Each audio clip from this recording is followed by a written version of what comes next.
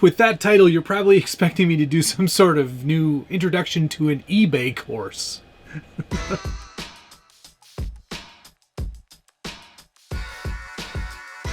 Welcome back to the Scale Builders Guild. Thanks again for watching. Today we're taking a first look, run, and review of the new Traxxas Mudboss, where you can be your own boss in the mud. Here it is. This is the Mudboss. Put this into the column of things I was not expecting to ever see. But here we are, dirt oval or mud oval slash. What an interesting looking body. I can't honestly say I'm very familiar with oval racing, but when I saw this, I was genuinely intrigued.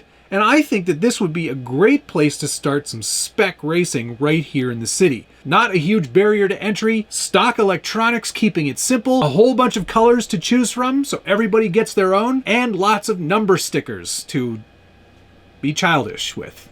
Underneath, this is a Traxxas BL2S brushless slash.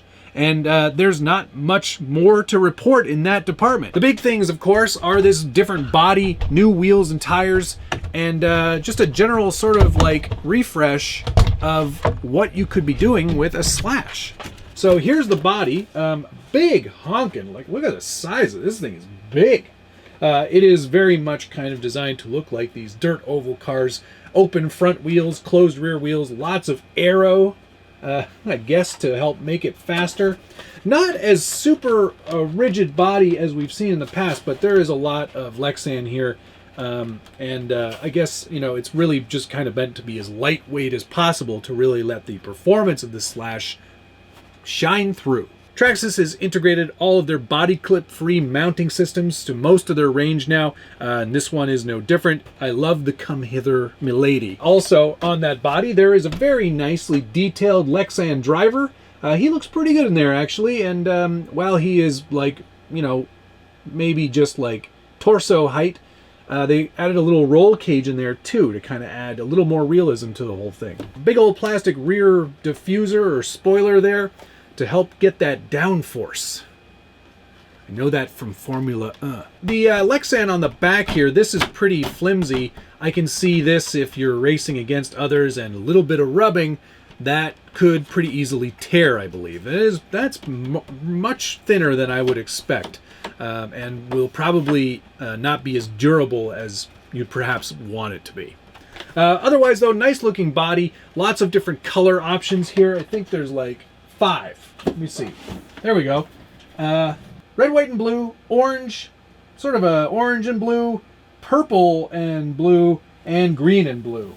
So lots of different options there for you to get a couple of these and start some spec racing with your buddies. All right, let's take a look at the chassis itself. Like I said, this is the brushless 2S edition, so you get a 3300 kV brushless motor compared to the BL2S ESC.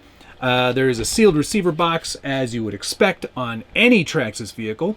You get aluminum bodied shocks with plastic caps. This is sort of the low CG model. Yeah, because the servo's tucked down here up front to give you a little bit better steering. Actually, this is a very similar layout to the Traxxas drag slash, if I'm honest. It looks very, very similar in that regard. Good shocks. Good amount of travel there. This is really meant for racing, so not getting as much travel as you typically would out of a slash.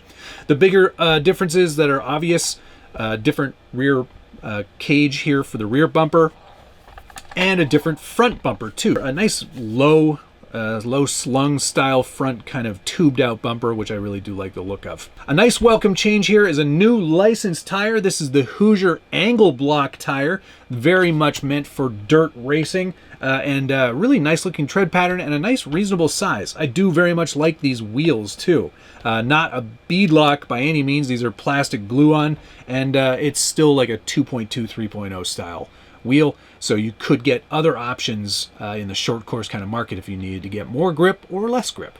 It also has a lot of the heavier duty components installed, and I believe it's got the Magnum 272R transmission, so it's going to be a much more robust model, just having some of these more upgraded parts right out of the box. I think it actually looks pretty good. I've never seen, I'm not like love that. Not too familiar myself with this whole dirt oval scene, But you can see there's lots of sponsor stickers here on the body, so clearly this is a popular sport.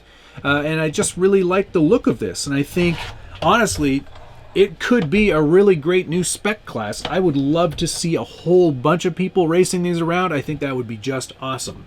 You can't have 69 though, that's my number. In the box, you do get a substantial number of stickers. They're all numbers, of course, so you can number this up however you like. There are doubles, and in fact, there's actually enough here to do 1, 2, 3, 4 numbers, assuming you're using different numerals. I don't think there's enough.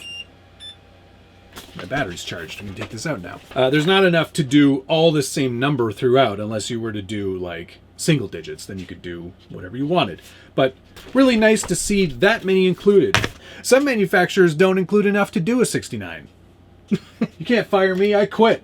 In addition to the truck and the TQ radio, very basic top qualifier radio, no telemetry, no features, just a radio.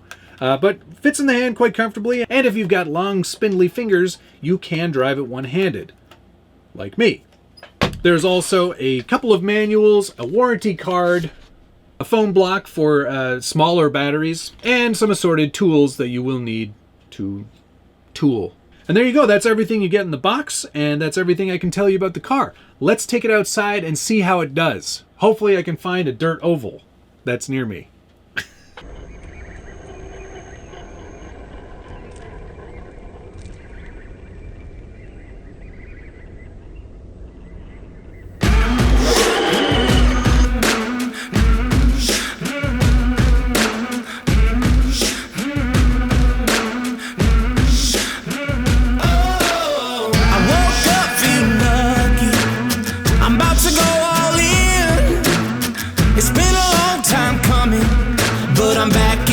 Again, it might not look pretty, but I got this in the bag. I take the keys to the city, and I'm never gonna give them back. I was made for this. I was made for this. I was made for this. Outside the view is amazing. Smile for a second. Can't stop the moves that I'm making. Na na na na na. I'm on fire, keep 'em rolling. Go put your bets on me. You see the cards that I'm holding. It's like I'm playing with house money. And everybody knows it, baby. I got it in my soul.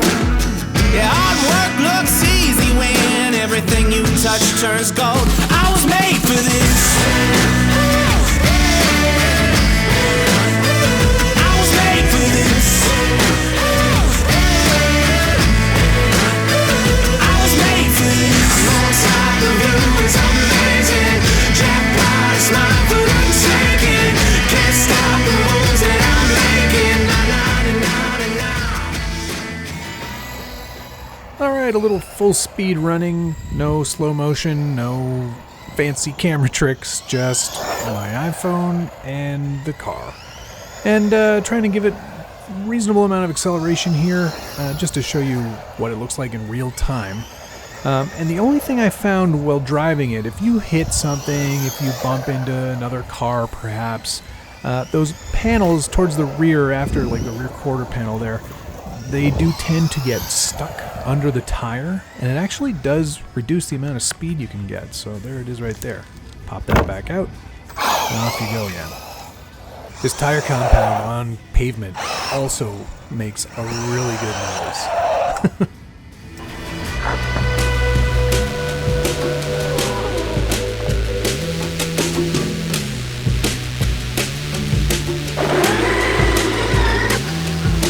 Is dirt ovaling something that's popular around your parts? And if it is, put a comment down below. You know I love reading through your feedback, and I try to answer as many of those comments as I can. And of course, if you're enjoying this video and you like seeing reviews on new things, hit the like button. Subscribe if you haven't already, and ring that notification bell so you get updates anytime there's a new video from the Scale Builders Guild. My thanks, of course, to Traxxas for sending the Mudboss my way so I could do this review, and to you for watching. We'll see you again soon.